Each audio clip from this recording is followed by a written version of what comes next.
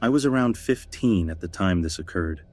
I was camping out in the middle of nowhere with my family and part of my extended family, my aunt, uncle, and cousins. I was the oldest kid there in the RV, so you can probably understand how it felt to have no one else to do the stupid crap I did back then with. With a good 2-year gap between me and the inferiors, it was almost like nirvana when I got to the campground and met the other teenagers. These were all people we knew fairly well from previous camping trips, so it was considered normal to hit it off with them from the start and act like we've known each other forever within the hour. My parents trusted me a lot. I liked my fun, but I liked getting home in time for dinner equally as much. So when I was gone most of the day with other people from the camp, they didn't think much of it. The only rule was that I had to be back at the RV to eat dinner and before 8:30 in the evening. So picture this: group of 6 teenagers, about 15 years old, out in the middle of the woods with no adult supervision for the vast majority of the day. Just a recipe for success right there. But this particular day, we found a neat little deer trail we hadn't found in the 2 years we'd been there before. On second thought, though, it didn't really seem like a deer trail. It snaked through a really thick part of the underbrush, maybe a foot of clear ground, 3 feet clear of branches going upwards. It's a really hard thing to pick out of the brush, unless you're either really looking or know where it is. It was promptly explored, marked with a broken branch outside of the entrance, and quickly forgotten. Except, I remembered this special little tunnel. That night, while we were all eating dinner, one of the adults proposed that we played manhunt out in the woods, at night. Not everyone was totally on board with this idea, but in the grand scheme of the plan, they were quashed down like autumn leaves. Everyone got a flashlight, and everyone was assigned to a team. For those of you who aren't sure what manhunt is, here's an explanation. Everyone playing is given a flashlight, and they are divided into 2 groups. It's basically like glorified flashlight tag, but there's a catch. As you catch people, you have to correctly identify who they are, and if you can, they join forces with the hunters. The last man standing gets a candy bar or something, whatever is being offered as a prize. This is how we played it anyways. For the first round, I get lumped in with the runners, those who are getting chased by the hunters. We get a 5-minute head start to run, climb a tree, whatever the hell we want to do to evade the hunters. Usually I'm the one up in the tree, but that never really worked out as being the winning spot. So, to try and score a win for once, I decide to play the cat and use one surefire method of escape. And the hiding spot was the rude little path through the thicket. It took most of the head start time to find the damn thing because it was so well hidden and out of the way. As I passed hiding spots, I heard hushed, smothered whispering between siblings who were questioning my actions, like a bird's wings rustling when it's fluffing itself. It should be noted that I have bat hearing. My ears are possibly my greatest asset in this game. But when I'm just reaching the destination, I hear the short blast of the air horn announcing that the 5 minutes are up. I swan dove into this minute little path in the undergrowth, shuffling on my hands and knees until I'm about halfway in, crouching down like some huge malformed quail.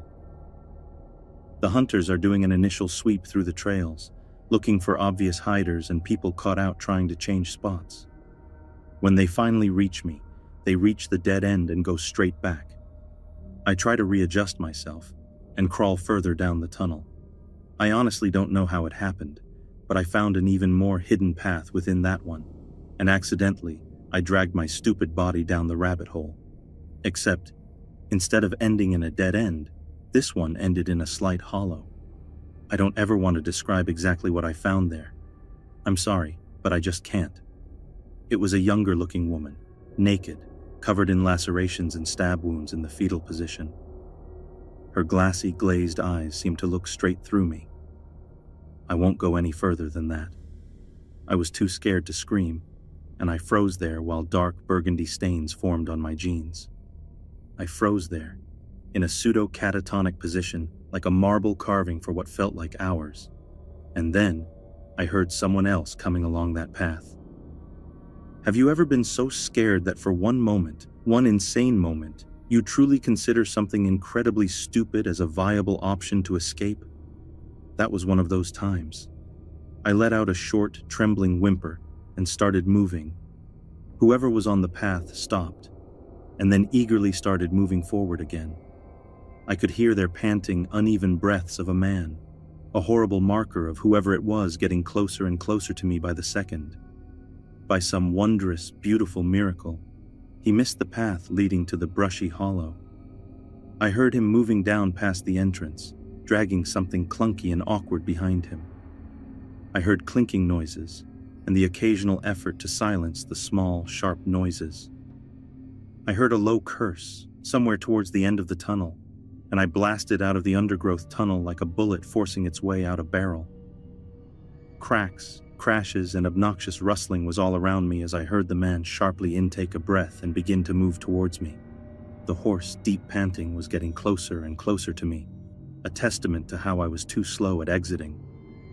Somehow, I exploded out of the entrance, got onto my wobbly, half-asleep legs, and started booking it down the trail. The unknown pursuer was close behind me for a bit, but it seemed like he was too exhausted to chase me at the same speed for long.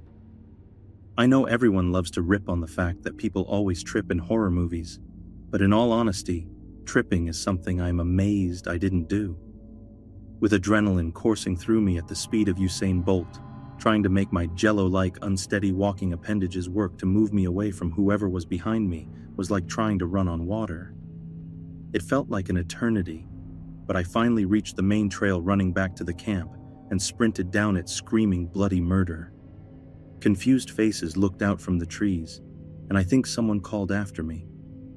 Reaching the camp was easy, but trying to explain why I woke up half the people in the camp and bolted out of the woods at breakneck speed was harder. When I finally choked the words out to explain, I remember a profound, insidious silence throughout the group of adults waiting at the mouth of the trail. I really don't remember a whole lot from that point on. I know the cops were called, and my mother and aunt ran shrieking and wailing along the trail, calling for the other kids to come back to safety. When someone's yelling like that, you don't ignore it. They rounded everyone up in 30 seconds flat and barreled back into the camp. The police found a man out in the woods, creeping along the trail, clutching a knife. A black garbage bag with a plethora of sharp instruments and a saw was found abandoned on the trail, some speckled and smeared with dried blood. I don't think there's really any getting over it.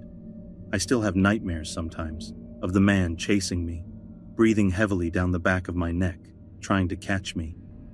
Sometimes he succeeds.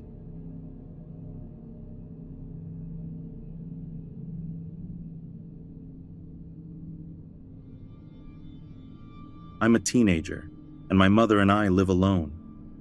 We live basically in the middle of nowhere. The nearest town is a little less than an hour away, and the only things we have near us are a gas station and a bar. I know everyone who lives near me, and we rarely ever see new people in our neck of the woods. So just seeing someone who isn't familiar is suspicious enough. So this was pretty creepy. A couple of years ago, it was the middle of the night. My mother and I are night owls. We like to be awake from that midnight to 6 a.m. time period that most people prefer to sleep during. My mother was watching TV in the living room, and I was using the computer in the kitchen. The kitchen and the living room are basically connected, so I wasn't too far away from her, only a few feet. The front door leads right into the living room. It's a door with 9 windows, so it's pretty easy to see in. My mom looked towards the door, and she saw somebody staring at her through the window, and he was wearing a hood that obscured almost all of his face. My mom jumped, and she, of course, walked to the door and asked him what the hell he was doing. According to my mother, he looked pretty young, but she could barely see his face, so who knows how old he was. The man said something along the lines of, could you help me with my car? Please? In a tone I could only describe as miserable and off-putting.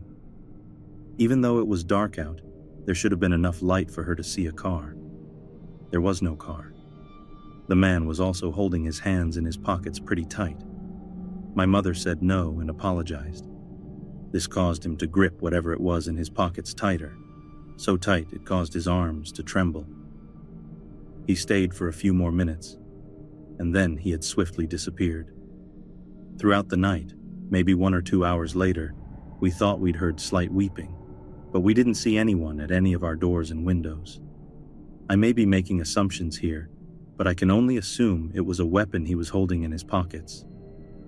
This was a creepy experience, and it's safe to say he was going to lure my mother out of the house to do something sinister to her. A year ago, there was a very small metal plate jammed between the front door strike plate and the piece that goes inside of it. I'm not sure what it's called. We have zero idea where this metal plate came from, but the metal plate stopped our doors from locking, so I'm assuming it was put there so that somebody could get in later. These things are probably not related, but it made me think about him because this was deliberately placed there by somebody, and we are not sure why.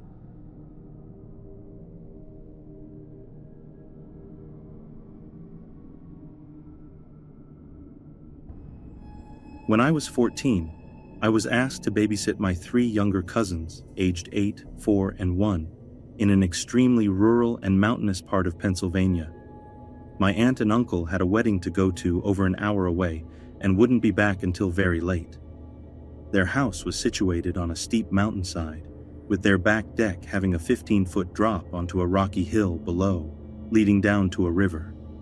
Their closest neighbors were about a half-mile away, and the closest main road was a mile away. At night, there were no lights to be seen anywhere around them. Basically, it was in the middle of nowhere, and you would have to know where you're going to get there. You don't just accidentally end up there. My aunt and uncle left us with some pizza and their cell phone number next to their landline. This was the early 2000s and I didn't have a cell phone. But even if I did, I wouldn't get reception there anyway. And headed out. The baby was already asleep. The 4-year-old wasn't feeling well and was quietly watching TV in the living room as he dozed off. And the 8-year-old was playing Guitar Hero with me up in the loft. The loft overlooked the living room to the left, where I could keep an eye on the 4-year-old, and there was a huge window that overlooked the driveway to the right. This description of the driveway is an important detail to the story. The road that led to their house ran straight into their forked driveway.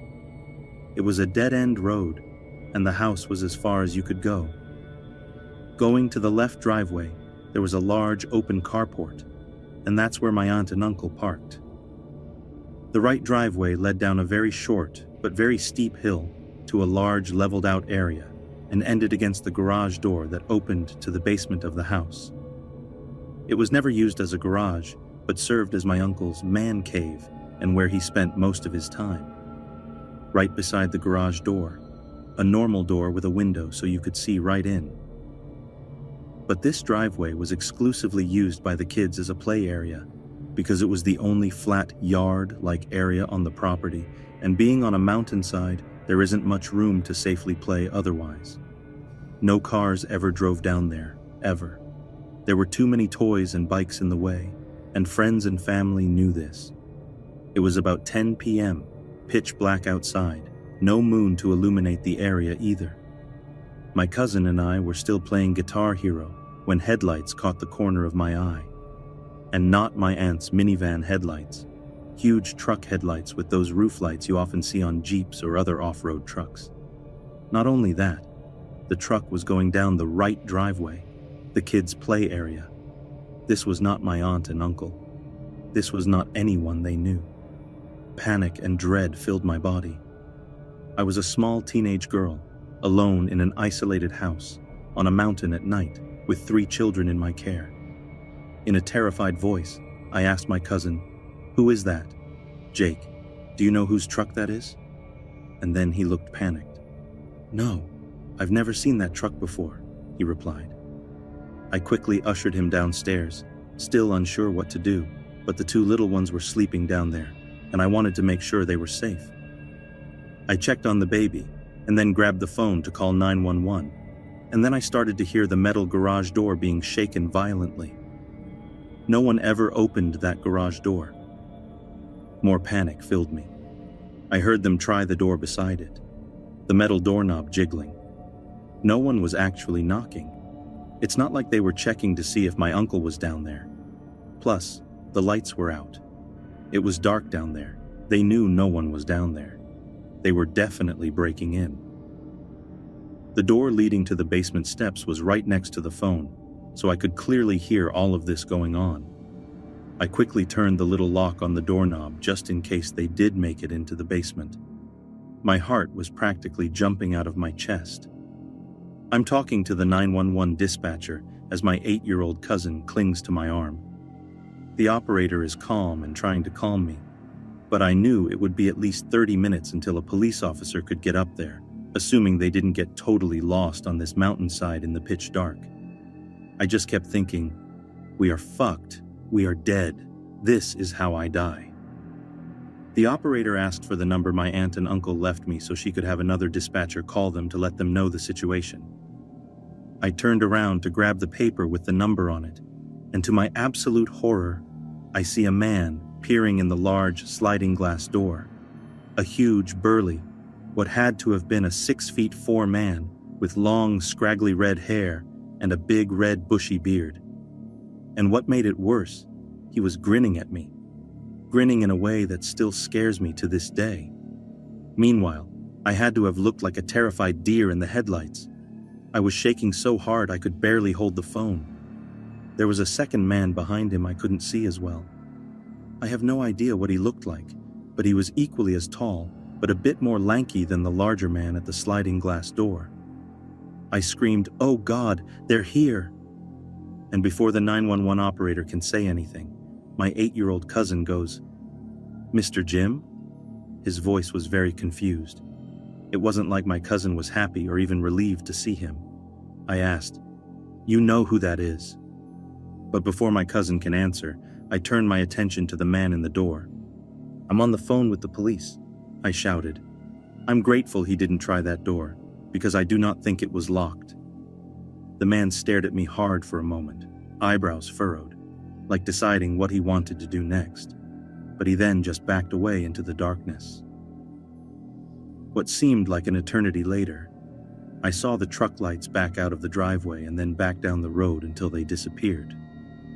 I was still scared shitless, and so was my cousin. He had only met that guy a few times, an acquaintance of his dad. It wasn't like it was a close family friend, and obviously, because again, he went down the wrong driveway. Visitors never go down that way. The operator asked for a description of the man, then told me they'd gotten in touch with my aunt and uncle and they were on their way home. She stayed on the phone with me until a police officer showed up a bit later to make sure the men were gone, and they stayed with us until my aunt and uncle got home so they could ask them some questions. My uncle was furious. Not at me for calling them home early, but at this Mr. Jim guy. He muttered something like, "I'm going to fuck him up." My aunt was mad at my uncle and told him to tell Jim to never come back again. I didn't know at the time, but my uncle had a drug problem.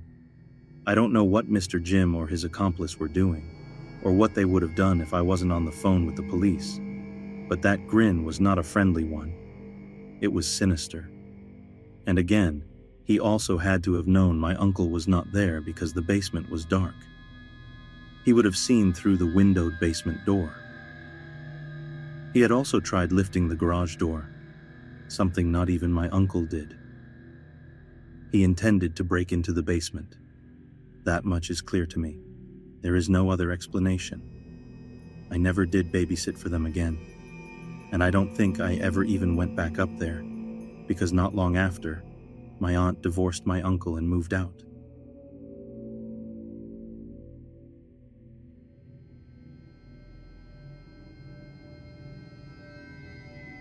I was camping in the middle of nowhere in Washington near Mount Rainier. Like, not an official campground, just way out in the forest where I wouldn't have expected another human for miles. One night, I wake up and hear something, open my tent, and there is a guy sitting by where my fire had been right outside my tent. Nothing particularly noteworthy about the guy, just a fairly regular-looking dude sitting there a couple of feet from my tent. No bag or pack or anything with him, just a guy. He saw me open the tent. His eyes got huge like he had just seen a ghost, and he took off. It shook me up pretty badly, but over the next day I managed to put it out of my mind fairly well after writing it off as just some odd occurrence and a guy that was probably high or something and had somehow managed to set up a camp, coincidentally not far from mine. Then, 2 days after that, and about 15 miles away in totally random directions that nobody could take the same path as on accident, I was sitting by the fire that night and started hearing noises that I got more and more convinced were a person. I called out to them, and out of the darkness, someone was like, "Do you know how to get to Bell's Canyon?" I said no. I don't even think that's a real place there. They kept talking from just out of my line of vision. I tried to see them with my flashlight, but they yelled, "Aim that away." And, kind of spooked, and not wanting to piss off a potentially crazy person, I did. After like 15 minutes of me being very freaked out and them talking and asking completely random questions from the darkness, it sounded like the voice had gotten closer, so I shined my light that way again. And it was the same dude who had been outside my tent 2 nights before.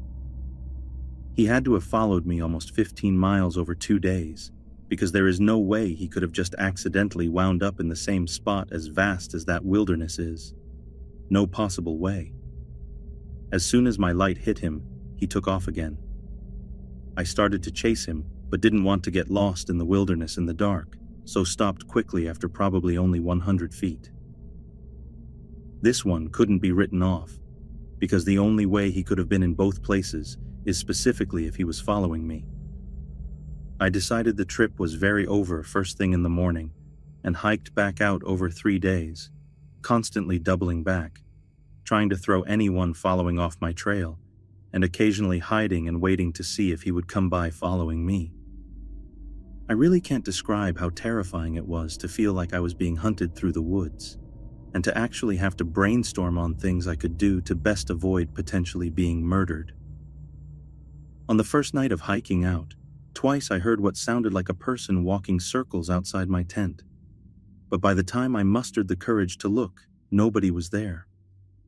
On the second night, I heard what I thought was an animal making noises at first in the distance, but slowly decided sounded more like a human making animal calls, but could have actually been an animal. But I didn't actually see the guy again. But it really sounded like a person making howling noises. I literally almost cried when I finally got back to my car. The relief was so strong. I have no idea who the guy was, or what his intentions were, and no way of getting an explanation, but I really can't articulate just what a terrifying few days it was.